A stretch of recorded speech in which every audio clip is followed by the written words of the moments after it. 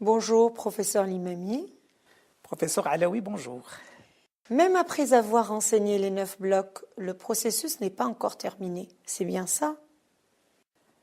Quand on a formalisé les différents blocs du business model, on se retrouve avec une première version,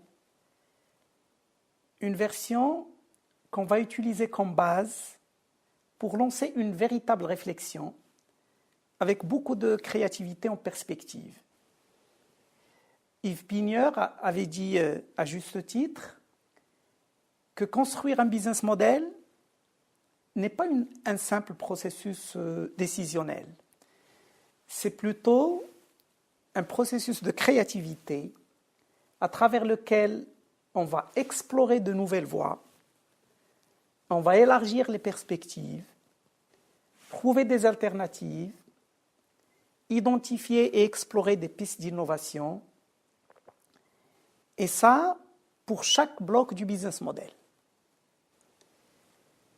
Et ce travail va engendrer généralement différents scénarios, différentes versions du business model qu'il faut tester sur le terrain, qu'il faut confronter à la réalité pour faire son choix et garder la version la plus pertinente.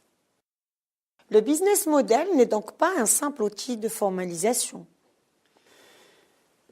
Le business model est à la fois un outil de communication et de partage qui fournit un langage commun, qui permet de travailler ensemble tout en étant sur la même longueur d'onde. C'est aussi un outil collaboratif qui facilite le travail en équipe et le partage des idées et des conceptions. Le business model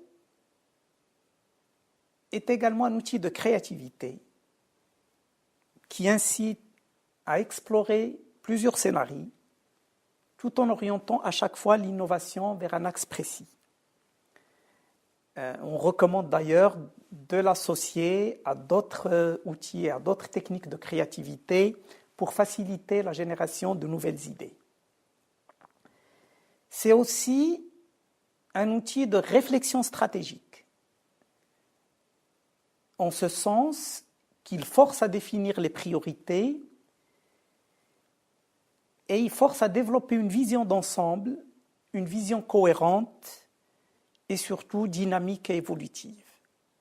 Ce n'est pas suffisant?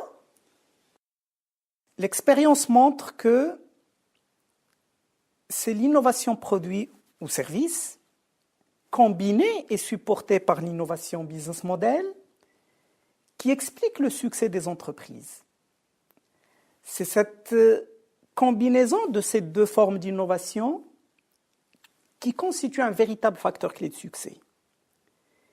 Il est donc fondamental de construire un business model innovant pour lancer son projet innovant. Et pas seulement d'ailleurs pour le lancement du projet, mais également pour assurer le développement de l'entreprise. Car il faut réinventer régulièrement son business model comme on le fait pour un produit ou un service. Et ne pas attendre d'être en difficulté pour le faire. C'est ce qui permet justement d'anticiper les difficultés liées au changement de l'écosystème, au changement de l'environnement de l'entreprise. Il faut donc revoir son business model de temps en temps. Oui, exactement. Comme l'entreprise cherche à lancer régulièrement de nouveaux produits et services. Car comme vous le savez, la concurrence évolue, la technologie évolue.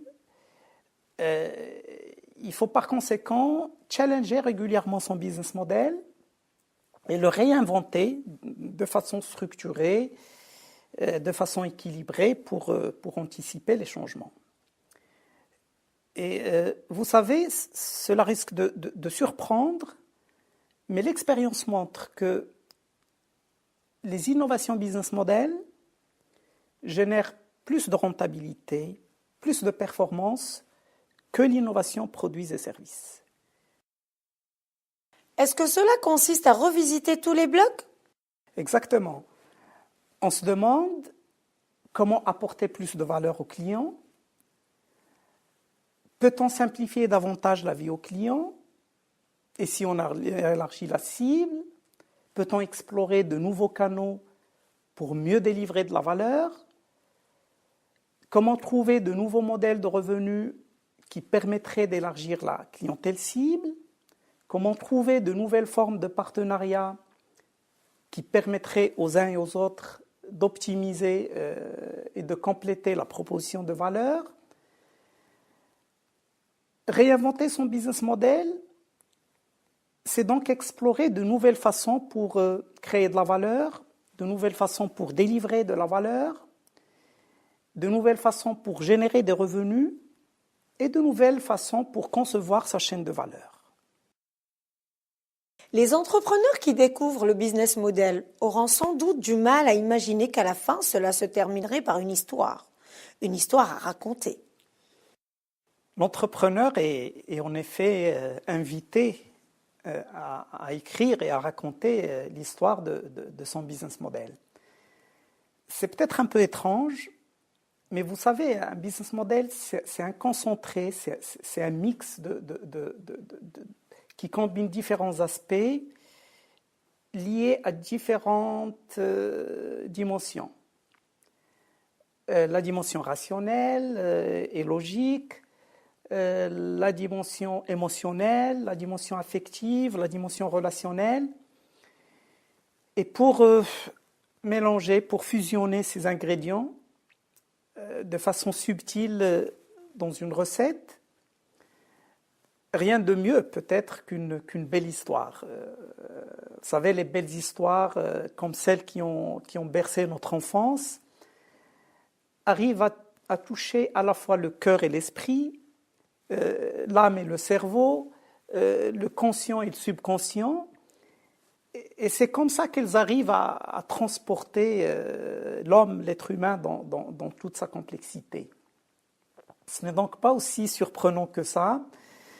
En tout cas, formaliser et raconter l'histoire de son business model permet de rendre plus tangible un futur possible, et cela permet également de vérifier la cohérence de l'ensemble, et ça aide surtout l'entrepreneur à mieux s'approprier son modèle économique, à mieux l'expliquer et à mieux le vendre aux autres. On arrive à la fin de l'histoire. Je vous remercie, professeur Limami, pour ces éclairages. Merci à vous.